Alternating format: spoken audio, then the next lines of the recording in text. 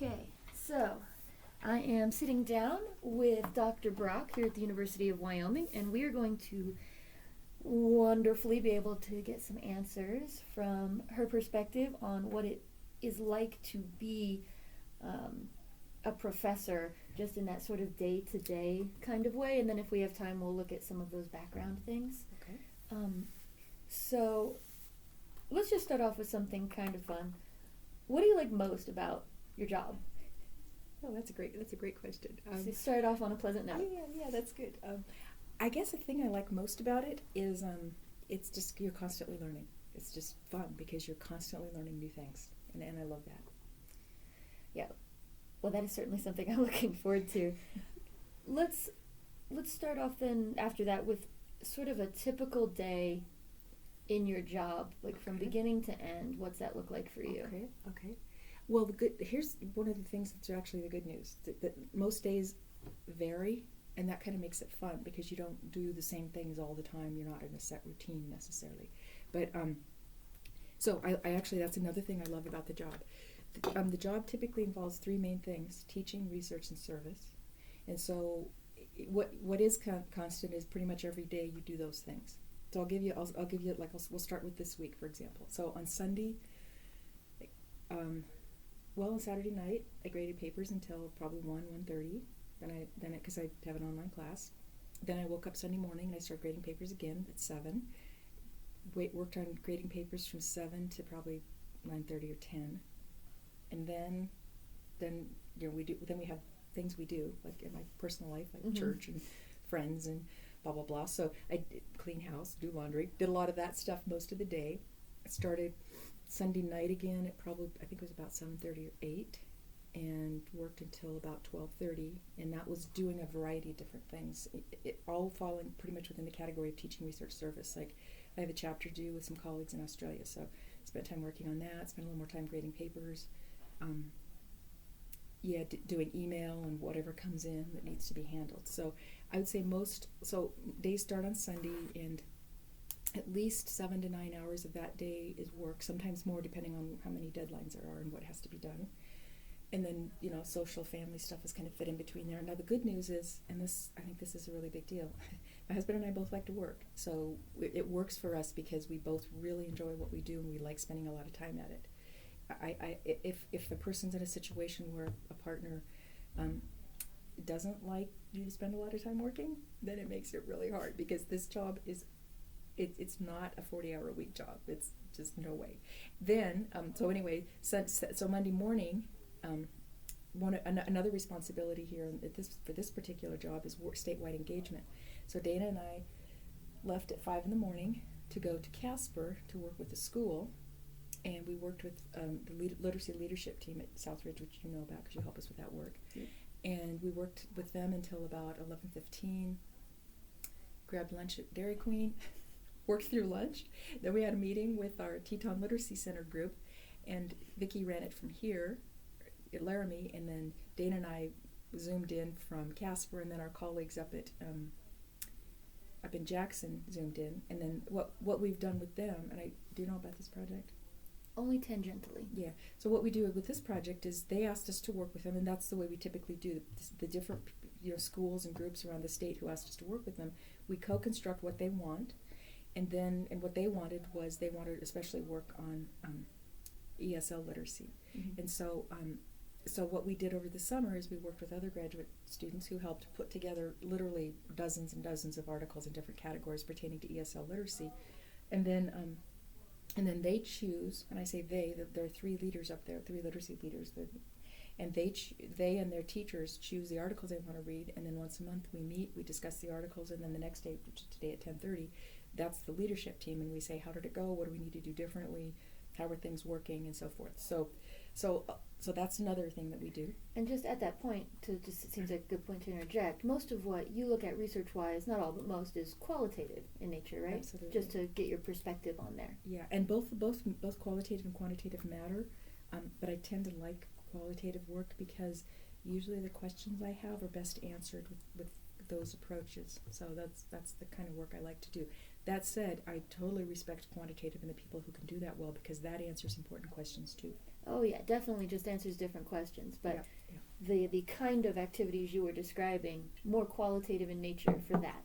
Yeah. Mm-hmm. And then I'll just finish up with yesterday, just to give you a sense. I don't have to go step by step all week, but then so we get home, and have dinner and so forth, spend a little time with my husband, and then I have a chapter due tonight, actually. Mm-hmm. So I spent time last night getting caught up on email from being gone all day and working on the chapter that's due today, and then got up this morning and kept working on it, and now, Okay. So the bottom line is, it's a lot of spending time, it's a lot of spending time away from the office doing the work that often can't get done here, because here it's a lot of meetings and Yeah, so you sort of mentioned these three big things: the research, service, and then the instruction. Just Yes. if you were, and I know this is hard, but if you were going to give a rough estimate of the percentage that you spend on each, what would you say in any given year? Okay. So let's make it nice and broad and not like, because I know week to week that could look super different. It can, depending on what's due. Yeah. What I would say to you, and I'm leafing through my CV to show you just a sample. Here's okay. So most of my job, and this is typical for academic jobs in the U.S. So most of the positions that I've had prior to this one, there's a designated amount of time you're supposed to spend: teaching, research, service. It's typically 40% teaching, 40% research, and 20% service. So a typical load is 40-40-20. Now that's at a research institution. That can vary.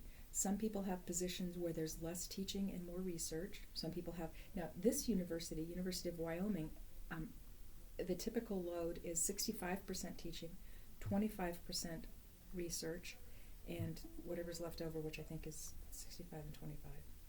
That would be 90. Yeah, 5% advising and 5% service. So here it's a little different. There's a higher teaching load than other institutions. So my current job is, I have to double check the percentages, but I think it's 65% research. I'm only required to teach 2 classes a year in this position. That's not typical. At my last university, I taught 5 classes a year plus whatever I taught in the summer. So here it's a lot of, in this role, an endowed chair role is very different from a typical professor position, because this is really about working in the doctoral program, growing the doctoral program, working in the state, making connections to schools and districts across the state. You need to keep the people who endowed these positions want the people in these positions to continue their research, because that's what matters. It's just continuing your research and making sure you're doing research that's being distributed nationally and internationally and all that. So yeah. So here it's a little different, but it's a typical load would be probably 40-40-20. Okay. So you mentioned how this job is different and this university is different, which kind of leads me into a question of how did you get this particular job, and why did you choose this job considering these differences? Yeah. Well, okay. So typically people, there are endowed chair positions that are different around the country and in different countries. I have a wonderful colleague at my last university in Australia who's an endowed chair in early childhood. And so typically, after you've been in the profession for quite a while and done a lot of work, research, writing, service, and so forth, you would be eligible for an endowed chair position. And so the way I got this job is, I was in Australia. I loved the job there, and my husband and I were very happy there. But Dana sent me an email saying, we have this endowed chair position open. Do you think you might be interested? So I emailed him back and said, well, tell me about what it's like to work there, because that matters. What's the ethos of the community? How do people act and interact together? He said it's really a great place, and we had more emails, and so I applied. Now, lots of people applied. Lots of people applied for these positions. And what ends up happening is you come and you do an interview, like you'll see with Lee Hall this week, because we're hiring to replace Vicki when she retires at the end of this year. And so part of what you look to see is there a match between what you're interested in doing and the nature of your work and what they need in the position. This is true whether it's an endowed chair or just a regular job as a professor. And one of the things about this job, and one of the reasons I applied for it and like it, is that this is really, it's really about building a community of practice around literacy, both here, when I say here I mean in the college and in the LRCC, but also around the state. So it's all about, to me, what I find appealing is it's community building, it's serving people in the community and the state. I like that. Where with a focus on research and scholarship, which I like because I enjoy research and I like to write. So that works nicely. That does work out quite a bit. Yeah. So we're talking about coming into this university and why you came here, but I know that it's relatively typical, especially early on, to possibly move among universities as a new professor. What does that transition end up being like? And what I mean by that is more, how does that affect you as a teacher, as a researcher, and then possibly even just some of those more nitty gritty?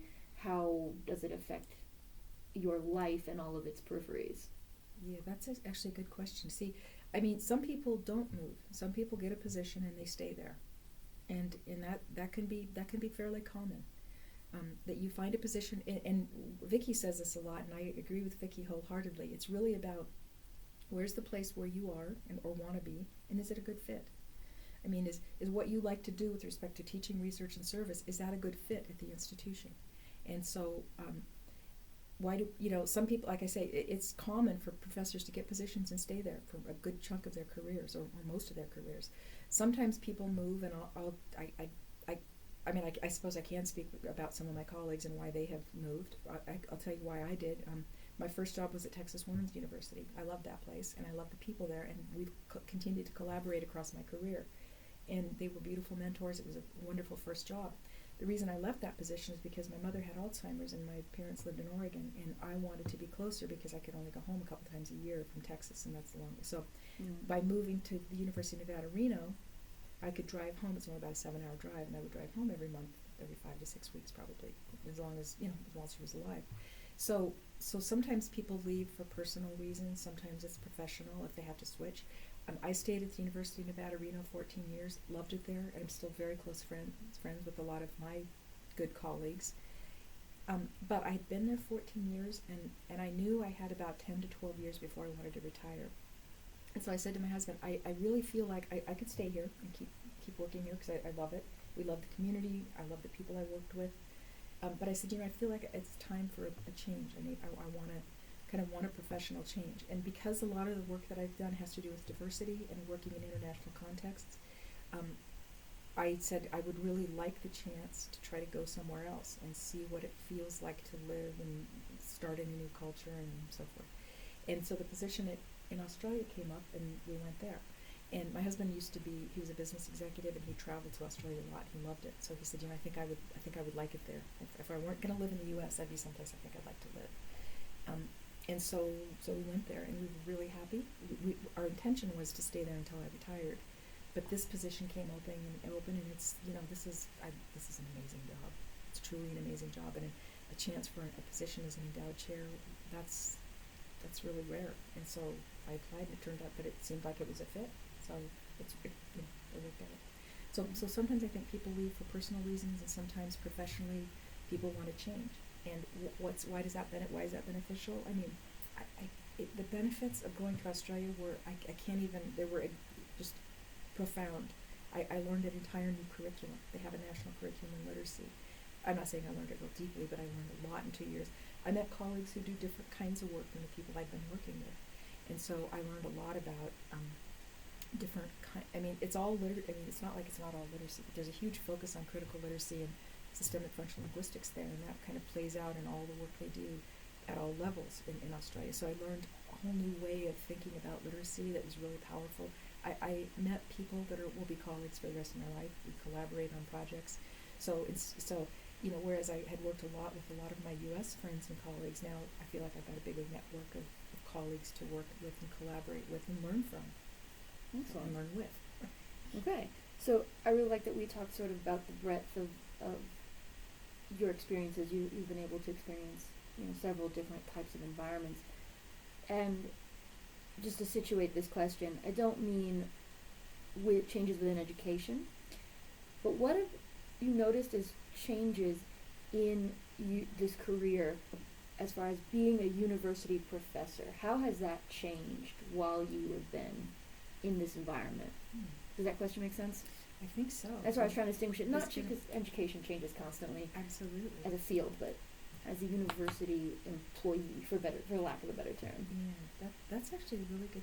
That's a hard question to ask, which is why I'm kind of I can take a minute because I think what's interesting, and this is the theory that I like to use, so sociocultural theory. You've got the local immediate context, micro level, and you've got bigger contexts. You've got anyway. You got microgenesis, ontogenesis, social cultural history. All these different layers of context have an impact on what happens. And I mean, if you look at the professors and the work of professors in for example, the U.S., because that's the context I know the most, that's changed across time. I think the professoriate was to some extent kind of off limits in terms of public national policy and that sort of thing, and that's not the case anymore. Policymakers want to have a role in what's going on with professors and their work and how they do their work and so forth. So if that's the kind of question you're asking, that changes. That I think is changing across time. What also is interesting, however, is when we're acculturated into this work, and I had the best possible advisor you could have, and she and her partner helped enculturate my friends, or acculturate my friends and me into this job as a professor. And there's just as the profession changes more broadly, nationally across time and probably internationally, so too does your understanding of the work that you do and the kind of work you do. So at the assistant level, you see things in a certain way, and then as you move to the associate and then full and so forth, you start seeing it's different. Your roles and responsibilities shift a bit across time, and so forth. So there are changes at the individual level that are also juxtaposed with changes at the institutional level and at the national level. So it's a moving target in that regard. And you've had the fortune to work internationally. Mm-hmm. Did you see any big differences between the environment of university life as a professor in Australia as opposed to here? Was there anything just really big that was different? Yeah, that's a good question. And there are some things that are huge that are very, very, very different. And there's some other things that are common. Good scholars in Australia and good scholars in the U.S., there's a lot of overlap. You do work you're passionate about, and you do it well, and and part of our responsibility is to be part of a bigger community. That's what publication is about. That's why we publish our work, and we have conversations, not only at the face-to-face level, but within our work at the state and national and international level and so forth. So some of that's the same, and that is good work is good work. Good work in Australia. I mean, some of their best scholars in literacy, like Jan Tribble and Brian Camborn and Peter Freebody, Alan Luke. They're recognized in the U.S. and Australia, and actually because our community is broad. We have people in Canada, and UK, and South Africa. So there's a lot of links across people in literacy. That's not just about the U.S. Mm-hmm. And good people are recognized. Really excellent scholars are recognized internationally across these different groups. So that's a big deal. And what was the question again? Oh, I just wanted you to talk about how that international versus U.S. Environment might be, if there's any big differences. Yeah, they're different. I mean, there are some differences in the way cultures. The Australian culture is different than the American culture, which is different than the culture in the UK and Canada. So there are cultural differences. We don't have a national curriculum like they do, and so forth. But there are like I said, there are commonalities in terms of good scholarship is good scholarship, and good scholarship is recognized across countries. We can draw from our colleagues. I would say, for me, one of the most important things that I think came out for me out of leaving the U.S. for, even though it was just a couple of years, is that it's easy to become U.S. centric, and when living somewhere else helped me see that place as well as the U.S. in a slightly different light. Yeah. And whereas lots of us realize that there are beautiful contributions that people around the world can make to our work in literacy, I think I see it in a different way than I would have had I not left the U.S. So there's that. Now, in terms of the system, it's completely different. It's nothing like our system. Mm-hmm. It's more like what they do in the UK, where whereby if you're going to get a PhD, you find a professor and then you go off to a library and you do most of your work on your own. You don't take, it's not typical to take classes and so forth. So the structure is night and day different in terms of how people work and get acculturated into academia there. Now the people who do it well do it very well. Mm-hmm. And I mentioned some of the top scholars. I got colleagues that I still work with in Australia and so forth. There are people who, depending on if because it's a different acculturation system, if people don't have good advisors with high standards and work with them nationally and internationally,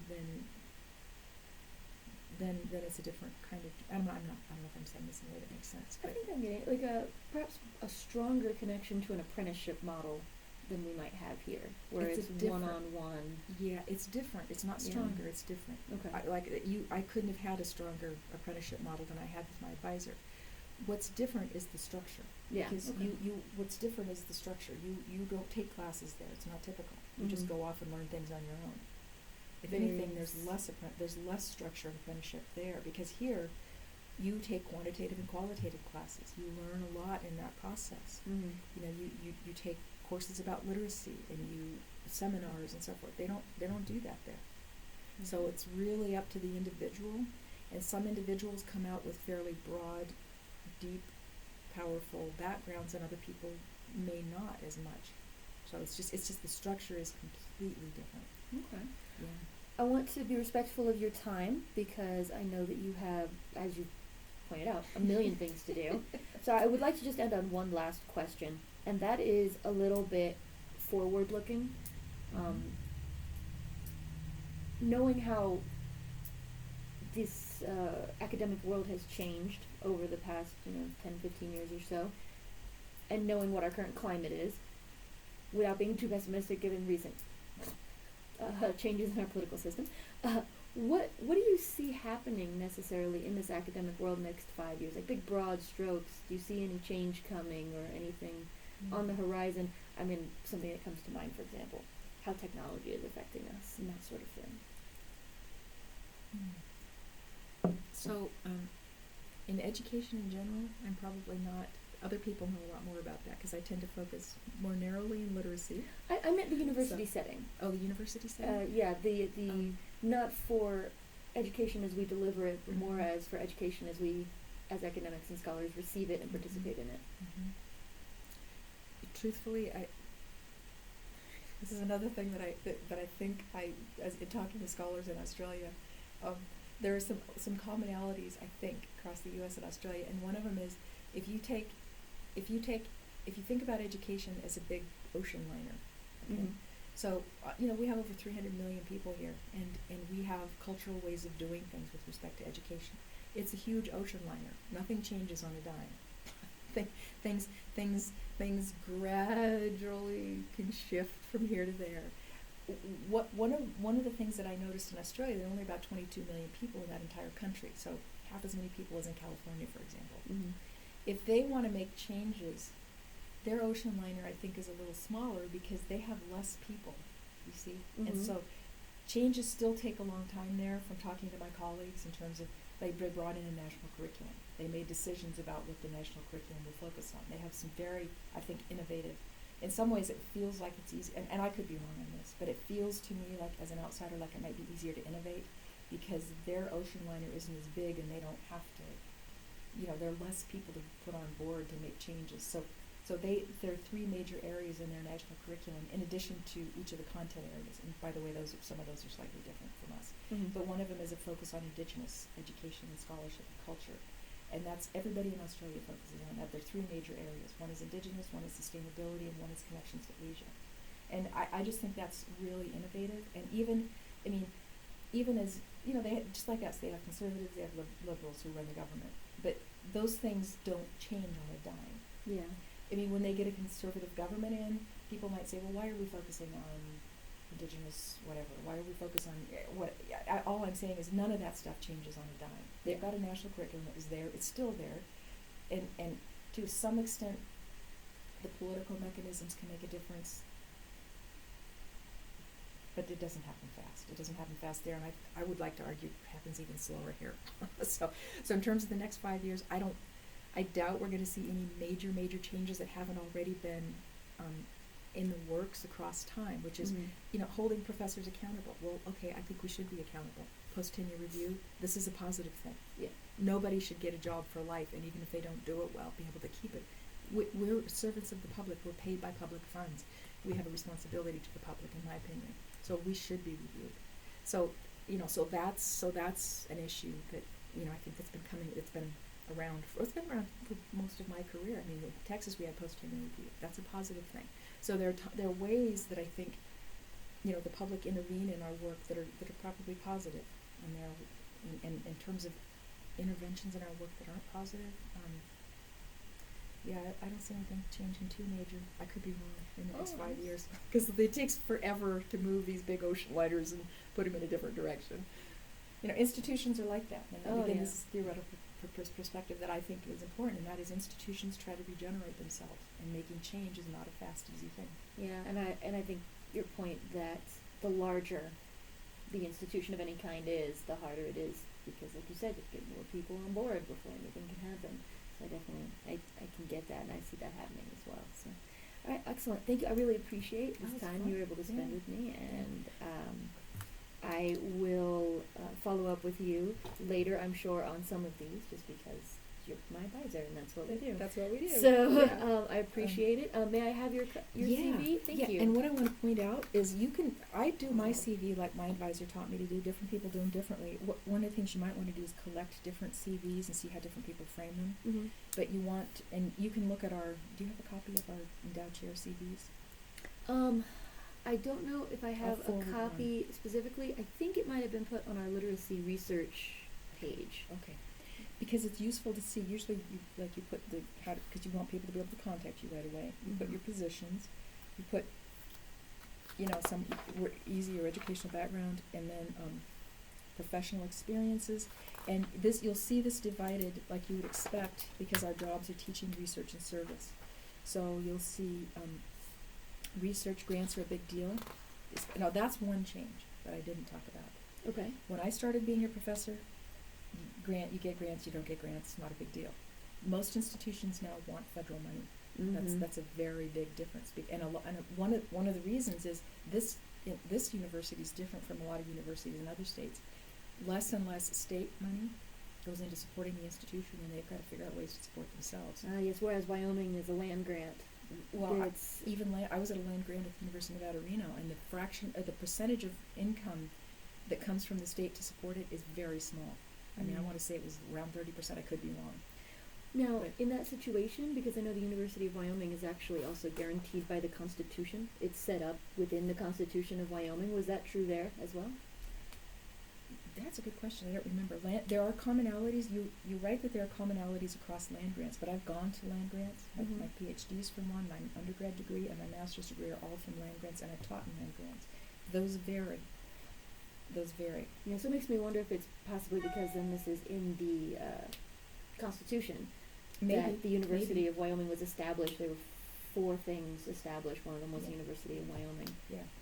The other thing that can be different, you ask about differences in different contexts. The role of education in the state of Nevada, very different from the role of education in the state of Wyoming. Here it is very highly valued, and the people of this state show the value by the money they put into it. That was not true for the land grant institution that I worked with in Nevada. I'm not saying there's no support, because there is some. Just different. But it's just not nearly the kind of support, and this is true. I work with colleagues who work in the Midwest, and there are lots of Midwest states place a very high premium on education, and that's not true in every state. It's not the same. Yeah. So anyway, these major categories are what you're going to want to pay attention to for your own CV. And you separate out your publications. You separate out books, for example, with handbook chapters, with journal publications.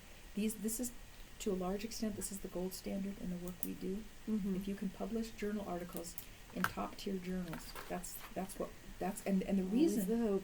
Yeah, and the reason is because I told you that what we do in our work is we have conversations that aren't just face-to-face. We have conversations in the field. Mm-hmm. And lots of people in the field look at the top-tier journals, so that means you are part of the conversation. And then you have How different have you categories. organized this, by the way? Is it I separate chronological within these categories? within these categories. It's by date. So chronological, yes. Okay. And so like state level journal articles are not in the same category as national journal or international journal articles. Book chapters, some are invited. Actually, most in the U.S. That's a difference in Australia. Most book chapters are peer reviewed. Lots of them aren't in the U.S. The conference and it's more important to less important. Like conference proceedings, those would even count in Australia. So there's certain things. You should have a working category. Okay. And so what this is to say, yes, I publish stuff, but I'm also in the process of working and sending other pieces out. This is my pipeline. This is my pipeline. Yeah. And you need your pipeline all the time. Then you do your presentations, and there are different categories. There are state, national, international invited, and there are peer-reviewed, state, national, international, blah, blah, blah. And so basically everything's categorized in terms of, and I don't keep up on publications, or on conference presentations like I should. They're not as, they matter, but they're not as important as publications. And I would imagine that after a while they become overwhelming, the numbers, because I know that you present lots of and them. attend constantly. You do. So Yeah, and it matters. It does matter. And there's certain presentations, like if you presented AERA, mm-hmm. or LRA, some of the big research institutions. Anyway, these are just different categories. And then I'm going to show you service, because that matters. Service, we're expected to serve. That's part of what we do. Mm-hmm. And so laying out your service, this is a category of service, and you serve at the department, college, university, state, national, and international level. And across your career, you need to serve at all those different levels. And so I tried to lay that out in terms of service at the state, national, international, and so forth. So that's how all that stuff. Excellent. All that stuff works. Thank you. I Yeah, appreciate you're this. welcome. Look more at this and see if I can Yeah. glean some more advice that And I you can put into this. Yeah, and you can look at different people's CVs and see how they've structured them different ways. But the key is, and I can tell you from having chaired a lot of search committees and been on them, Mm-hmm. if they're structured in an organized way, the search members really prefer it. It's easier to get your work looked at it for a job. That makes sense. A little easier for people to if you understand. can't find stuff, it's frustrating. Yeah, don't make the people you want something from work harder. There you go. You make No it, matter what it is in your lay it life. out really clearly for them. I really appreciate your welcome. time. Thank you. You're Go ahead welcome. and stop this. Bye, everybody.